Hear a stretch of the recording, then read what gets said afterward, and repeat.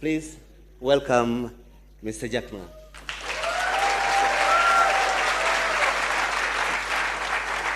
Well, I thought it's afternoon, and Richard said good evening. Good evening. Well, it's my great honor, Chancellor, Minister, and Dr. Katui, and the students and professors. I've been expecting this day to come to Africa for a long, long time. And this is my first day. And this day inspired me a lot. And I had high expectation before I came to Africa. But even that, the result for a whole day today is better than I expected. And especially when I'm a very lucky person. In the past 18 years, in my apartment, I talked to 18 young people like me that we want to build up a company using internet to help doing business easier, to using internet to support every small business, support every young people, every woman, that if they have a dream, if they have some ideas, we will enable them to make their dream true and sell their products all over the world. That was year 1999 in my apartment. Well, very few people believe that, but we made it happen in only 18 years. I'm a very, very lucky person. And people say, have you ever learned business before? Have you done business before? Have you learned MBAs? No, I have never learned any knowledge about how to do business. I never got even one day of training of computer. I still even to today, I don't know how computer works. A lot of people challenge me, how can you run such a big e-commerce company without knowing anything about the knowledge, without anything about the financing and marketing? And I say, this is because I know people. I know what people want. I know what people don't want.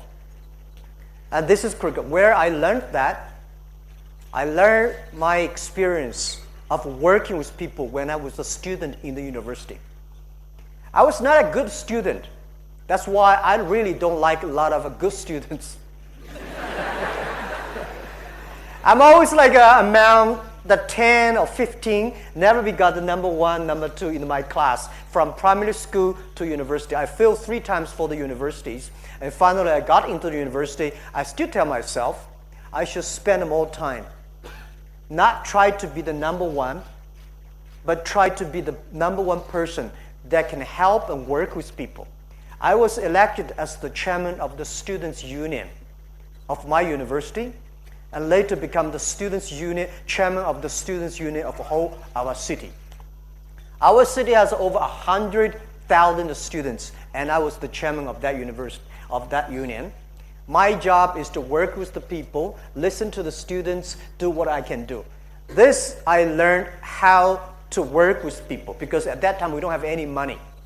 All right? The only thing you want to win the respect is by supporting other people. And when I graduated, I learned a lot from my job, my first job. I was trained to be a high school teacher. And because I was supposed to be one of the best students in the school, so I was assigned to teach in university for 6 years. And I know one of the secrets of being a good teacher is always to finish class 5 minutes earlier. No matter how wonderful you teach, if you have 5 more minutes teaching, students don't like you. If you finish earlier, efficient, and teach the students and share with the students how to learn instead of putting all the knowledge in their mind, writing all the things on blackboard, you will never be popular. I was selected as one of the best teachers in the university. But one thing I learned from teachers later become a CEO is that a good teacher always expects his students to do better than him. The teacher wants his students be good. I want this student be a banker, that be a mayor, that be a scientist. You don't want your students, this one bankrupted, that one in jail. You always expect your students to be better. This is what I learned when I become an entrepreneur. I always want to hire the good people who are smarter than I am, and always making sure that they are better than I am. They always hope that they're better than expected. And if you want them better, training them, disciplining them, supporting them. So I learned a lot. The thing I learned most is being a teacher. So I call myself CEO's Chief Education Officer of the company. So in my life, I'm telling people my age. I'm 53. In my past years, I'm always a good student. Keep on learning. You don't have to be the best, but you have to know who is better than you are and work with him. And always be a good teacher. A good teacher is share the knowledge and expect the other people better than you are. So these are the qualities that I learned and to be a CEO. So go back to this campus is always what I want. I remember 1994, the day when I decided to leave this college, go to do a business. My president said, why you want to go do something that called internet? There's no internet in China at that time.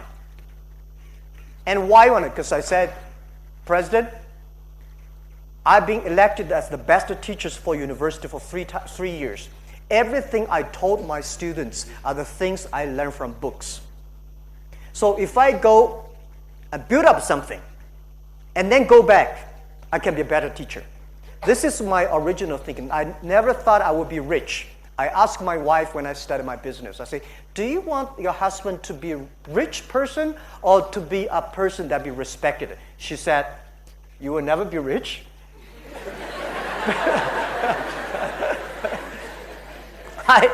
She's right, because nobody thought, my parents never thought I would be rich. Because I don't have a gene of being rich. So even to today, because it's true, my schoolmates, my classmates, my teachers, my parents, nobody thought I would be rich. This guy been failed for so many times. How can you be rich? I never thought I would be rich. Even to today, people say, Jack, you are one of the richest people in China, in the world. I think this is not my money. I think, to me, it's just to think I'm living in a dream. When you have a 1 million, that's your money. When you have a 20 million, that's the problem. You have to think about the valuation. Where should I put the money? Invest in real estate or buy stocks or invest in VC. Most of them, they were gone. When you have more than $1 billion, that's the money belong to the society. And people in the society trust that you can spend the money better than government. So they give you the money and do better. So I thought I have the responsibility to spend the money better, more efficient. This is what I did. So my wife said, be a person that can be respected, not be a person that be rich. And this is all I want to do. And I'm sharing a lot of ideas with young people. How can you be successful? And how not to fail. And the third, how can be respected. I'm not that person respect. A lot of people in China don't like me because they say I destroy their business. I never destroy anybody's business. Normally people destroy themselves. If you want to be successful, you should have a high EQ. You know, IQ, EQ, and there's another called LQ, the Q of love. If you want to be successful, you must have a high EQ because a person with a high EQ knows how to work with the people, how to understand the people, how to support the people. And if you do not want to fail, normally a lot of people get rich quickly and losing money quickly because they don't have IQ. IQ is intellectual knowledge. You learn. When you have a good knowledge, you know where the knowledge, you will always pursue knowledge to protect your business, protect your people. And when you have high IQ, but the world is very fair. Most people have high EQ, normally have a low IQ. They don't want to learn because they're smart. They're street smart. They don't want to be academic right. But a lot of people, very academic, high IQ, but they have a terrible EQ. We have seen a lot of in the university, any university in the world, right? The top one students normally have high IQ but terrible EQ. But they never feel they got disappointed. But even if you have a high EQ and IQ, you made a lot of money, you made a fortune, or you be successful, you become a government person or whatever. But you may not be respected because you don't have a high LQ. The LQ is care for others. Love the others. Respect the future. Respect the young people. So these are 3 Qs that I think we need to have. So when you're a student, spend more time taking care of the other people. Join the activities that helping people. And spend time on learning. I think this is very, very critical. And I would say that people like me, I'm from nobody. My father was pretty poor.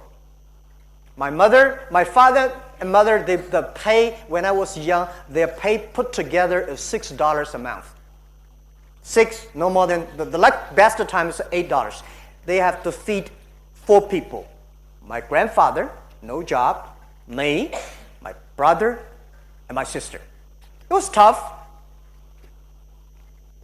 And even if I failed so many times, but one thing I want to tell guys, share with you is that failure does never stop me and trained me. A lot of people failure and then they complain, oh my God, nobody helped me. I don't have this. Why those people don't help me? Why cannot borrow money from the banks? Why I'm not born in a Bill Gates family? People have a lot of stupid complaints. I have these stupid complaints. All the complaints today young people have, I have them. I had them. I complain Bill Gates, I complain Microsoft, Oracle, all these companies taking all of our jobs because we don't have a chance. And later I found complaint does not work. I learned from mistake why people should help you. Who are you? Why people should help you? Nobody help you, that is very common. People help you, that is uncommon. Those people give you the help. Think about, this is the trust. This is how you did well in your EQ. Because you care for people. Because you have something good, then people start to help you. I was rejected for so many times, as I said this morning. Over 30 jobs applied for, rejected. I applied for a KFC. 24 people, classmates went there together. 23 accepted. I was rejected. 5 people went for police, for a job in police. 4 people accepted. I was failed. And my cousin and I waited for a 2 hours long queue to be the waiter of the 4-star hotel in my city.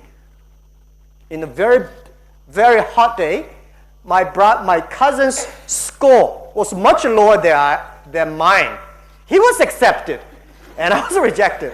So, is it fun? No, not fun at all. It's very painful. But I get used to it. Everybody, remember, you have to get used to failure.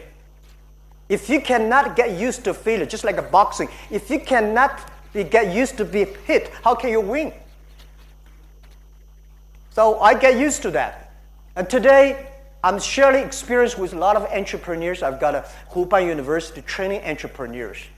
The thing we teach the entrepreneurs are different from Harvard MBA. The MBA teach everybody successful stories. When you read too many successful stories, people got it crazy. They think I can be successful.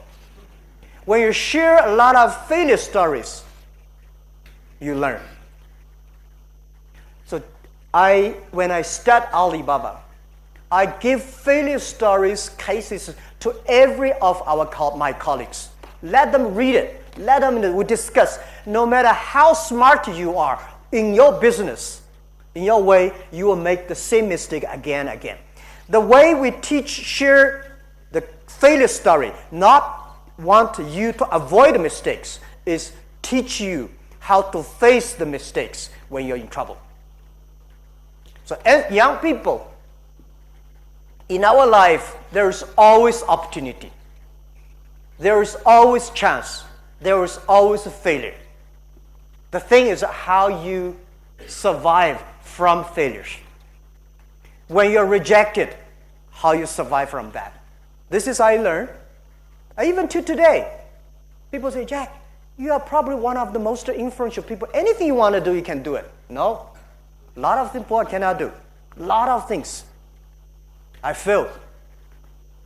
And I worry much more than I was 1995, or worry much more when I 1999 when I built up my company. Because at that time, I only take care for 18 people. Today, we have in our company 56,000 people. And today, in our company, when we start to do business, I tell you this, the interesting story. People say, how can I do e-commerce? Because 1999, year 2001 or 4, nobody believed that they can buy and sell things online. Nobody trusted. You don't have money, you don't have a credit rating system, you don't have a payment, you don't have logistics, you don't have internet. The internet speed was so slow. But look at Kenya. When I arrived yesterday, the speed, oh my God, I have never seen such a luxury speed. Much better than America. But I bet a lot of people still complain the speed. Right? Because those people love to complain. They complain all their lives. The speed was bad, nothing. The government is not ready. And sometimes, not sometimes, most of the times, if the government did not know what's going on, it's the opportunity. If your people around you does not agree with you, that's the opportunity. If everybody love it, if everybody want to do it, there's no opportunity for you because the other people are smarter than you are. So I would say nobody trust internet. And I told 18 founders, I say, I believe internet will be the future. I believe China will have e-commerce. Because they say, then there is no payment. We say, let's build the payment. And they say, there's no logistic. Let's build the logistic. And there's no government support. Let's say, it's good. They will support us someday. When we launched the Tmall Taobao, year 2003, very interesting. I have 7 people. I say, guys, tomorrow we're going to launch the Taobao. But we don't have anything to sell. Can you go back home and search for something so we can list it on our site with the people to come to buy? Everybody came back. 7 people, we gathered 21 products. We listed on the website. We waited for 72 hours, nobody come to buy. So we buy among ourselves. Testing the products. And then several weeks later, somebody come to sell. Because nobody want to buy, people come to sell, list something. We buy all the things. For the first 2 weeks, we bought, 2 months, we bought all the garbage. Full of because we want to making sure something that you can buy and sell. From that day to last year, we sold $550 billion US. That is ranking 21 countries GDP-wise in the world. We are a little bit bigger than Argentina. We created more than 33 million jobs for China. By the way, Minister, we have delivered over 65 million packages per day. 65 million packages per day all over China and the world. This thing, nobody believed it. We did not believe it. I thought internet would be big, but I never thought it would be that big. But say, guys, it was big compared to yesterday, but compared to tomorrow, future, it is tiny. I believe 80% to 90% of the business in the future will be online. Today we call people entrepreneurs. Many years later, we call netrepreneurs because everybody has to be online, called the net entrepreneurs. Today you can only sell in Nairobi. You're a good, successful person here, but in the future, if you cannot sell your products all over Africa, if you cannot sell things across the countries, you're not a business people. The world is changing very fast. And I'm not scaling you guys. I worry about the new technology. This is the third technology revolution that a human being face. The first technology revolution takes about 50 years. Second, 50 years. This is 50 years. We're going to have another 30 years, which is very important. The first technology revolution caused World War I. Second technology revolution caused World War II. And this is the third technology revolution. The first technology revolution reduced the human energy. So we know human are not as strong as machine. The second technology revolution released the distance, speed of human beings. So we know we can never run faster than plane and trains. This technology revolution released the human brains. So don't be scared. Machine will be smarter than we are. And imagine, past 20 years, we make people like a machine. In the future, we'll make machine like a people.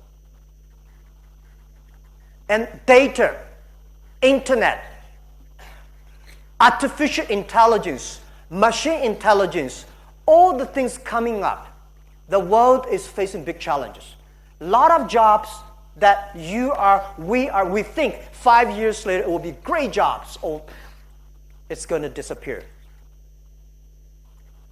And this is the challenge to the world. But this is also the opportunity of the world. I think change is the best opportunity. People complaining is the best opportunity. A company, if you want to be successful, is not how much you are. We got how much money you have. Because we see so many companies have so much money, they are not necessarily can survive. It's what problem you can solve for the world.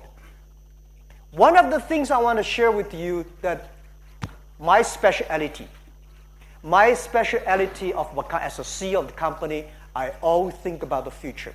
I think about what the world will look like, what China will look like, what my neighbors will look like, what's the problem they will have in 5 or 10 years. If this is the problem is going to happen to China, if this is the problem is going to happen to my customers, if this is a problem to my neighbors, if I can fix that, if I can start to prepare now, 5 years later, I will be a successful person. Think about the future. Do not think about, if I do this, I'm going to be very successful. No, if I do this, I can solve a lot of problems at that time. That is the value that we bring. The world is challenging. And a lot of people complain, where's the opportunity? Opportunity always exists in the place where people complaining. When people complaining, think about, how can I solve it? If I can solve it, I have the chance. And where's the opportunity? When change comes, that's the opportunity. If there's no change, big business, rich people, powerful people, always there. Think about how internet can solve Kenya problem, how internet can solve the African problems. Without the internet, I don't think any small business, any young people in Africa, you have a few opportunity to sell your things across the other country. Only big companies have. So I think this is the greatest opportunity we have. And I think, as I said, people hate globalization. People don't like global trade. I like globalization. I'm a strong believer of globalization. But unfortunately, last 20 years, globalization was controlled by 60,000 big companies. Most of the young people, small business, women, developing countries don't have this chance. But internet comes, this will change. This is what I believe. And using internet to empower everybody. So I would say that we are lucky people.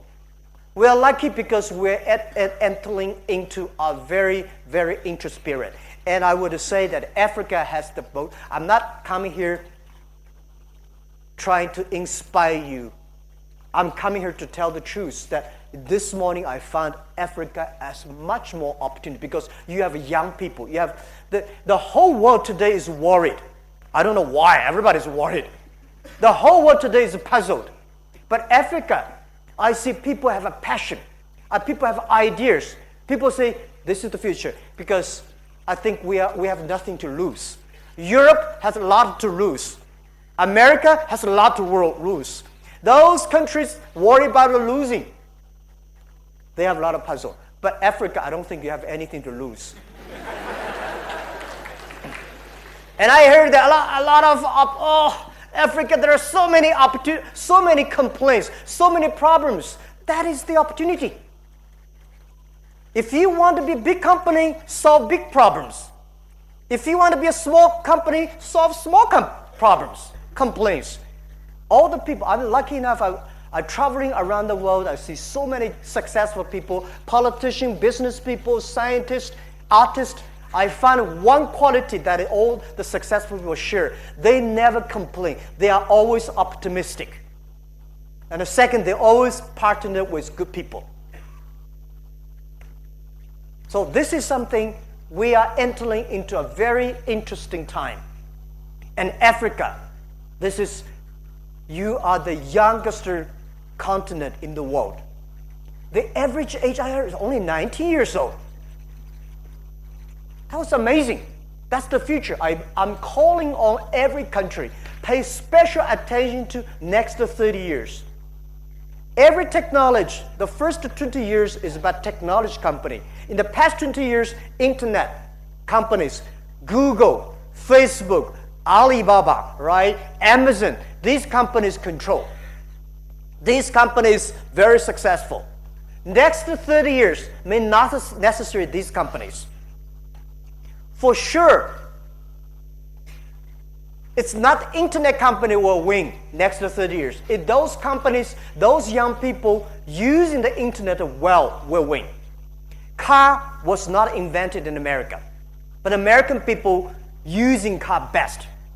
Electricity was not invented in America, but American using electricity best. So Africa, people say we have a terrible internet infrastructure, but I think this is the chance. Why e-commerce in China grow better than America? Because we don't have sophisticated e-commerce infrastructure like in America. In America, there are a lot of supermarkets and malls and everything is so good.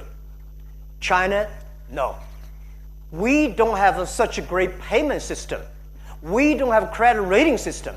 Because we don't have that, so we start with high jump. China, when I started the e-commerce, people say, even China don't have a telephone. Why you believe internet will happen? Yeah, we don't have a telephone, then we have a mobile phones. Nobody expect mobile phone growth so fast. Africa, today, I think more than 60% of the people in Africa have a mobile phone. The mobile phone today is much more powerful than the PC. I'm lucky I did not study PC. With a mobile phone, you connect to the world, right?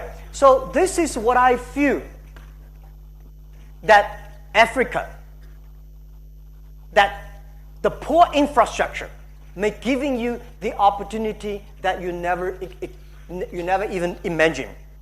So the thing that also I want to say, I heard so much about Kenya and Africa. Is it the forest, the animals, the wild. You are guys living in the paradise. Think about China. China is the kitchen of the world. Very dirty now. The air pollutions. So Africa developed. You don't have to follow the other countries' model. Africa should be Africa. Using the new technology, protect the environment, protect the animals. It's easy to build buildings, but it is difficult to call the animal bags.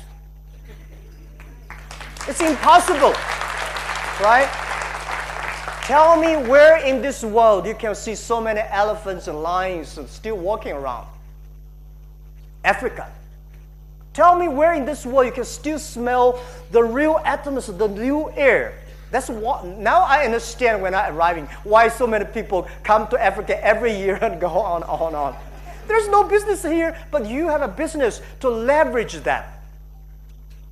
And think about, if you want to build up a manufacturing base, think in a different way.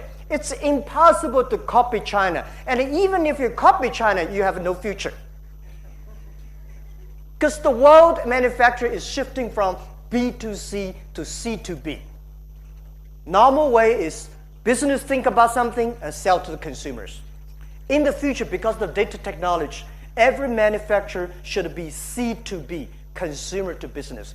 The manufacturer has to make their products smart, tailor-made, not large scale. China grew in the period of large container, massive assembly line. Future assembly line is not how many t-shirts you can make for one assembly line with 1 hour. In the future is how many different t-shirts you can make, how many tailor-made t-shirts you can make. So this is something the world is changing. Africa have to think about the way that Africa is good at. And I would say I would do anything to change if I can be younger. Tell you one thing, year 1999, I'm lucky enough to find one of the early founders of Yahoo. He was number 40 employees of Yahoo. He joined us, become the CTO of the company. And I asked him, what do you want? He said, Jack, oh, you guys are young. I would spend $1 million to buy 1 year. I said, I sell all my age to you. Today I realize that young age is something that is the best opportunity. Don't be scared of failure. My assets is so many failure stories. There are a lot of stories about us, about me, but none of the books I read about me. Someday, I may write a book. The book's name is Alibaba 1001 Mistakes. This is the best assets that we need to have. Learn from the mistakes. Learn from other mistakes. Not because you want to avoid the mistakes, because when you face these mistakes, you know how to face it, how to challenge it. And this is critical. So I want to share with all the young people here, students, never give up. There's always opportunity there. It's easy to give up. Keep the hope. The world is challenging, but this is opportunity for young people. E-commerce, internet is the opportunity for country like us, Kenya, China, Africa. The best of people say, well, e-commerce, China is no good. The best place in the world for e-commerce, where? Tell me. I think Europe, you have everything. But why Europe has no good internet companies or e-commerce company? They worry too much. They worry about privacy, security, laws, government ready this, government not ready that. When you worry too much, you're scared to move forward. Don't worry. If you make a mistake, try it again. And find the good people. Innovation is not from the government. Innovation is from your customer, from the market. And finally, if you want to be entrepreneur, I give you advice. Always remember, customer number 1, employee number 2, shareholder number 3. This is different from America, shareholder number 1. I believe customer number 1. If you make your customer happy, they will pay the money. If you make your employees happy, they will be creative, innovative. If your customer employee happy, the shareholder will be happy. Do not spend a lot of time on talking to your shareholders. Spend more time to talking to your customers. Spend more time talking to your employees. And making sure it's the employee share the vision. Making sure they are great. and also making sure when you hire your employees, find the good people. Find the people who are smarter than you are. Find the people who can be your boss. You think this guy will be my boss in 5 years, hire him. This is the secret. And also the last secret is making sure hire enough women on the internet time.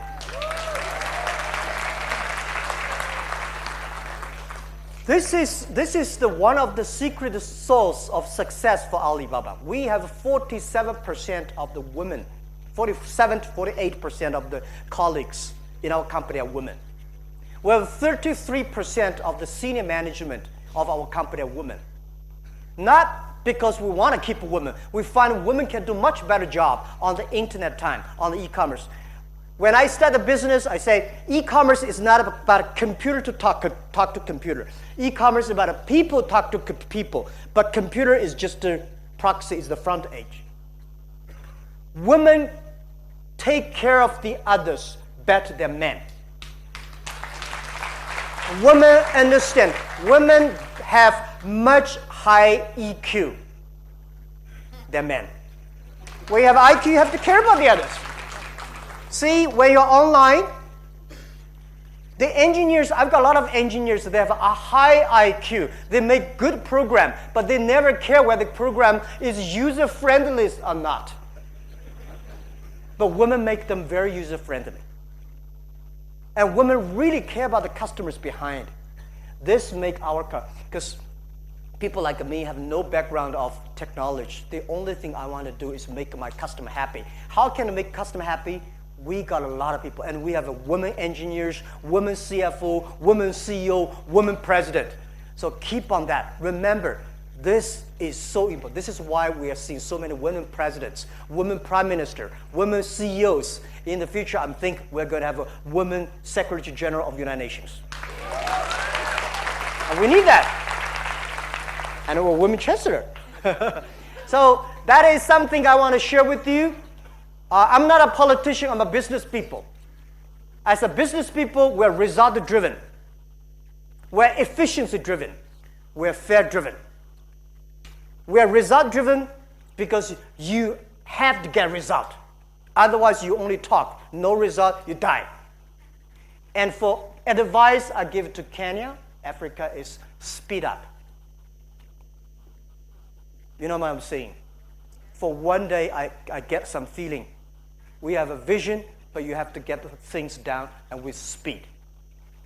And the second is efficiency driven. And the third, fair. Business people can never force people to do business with me. It's about a fair trade.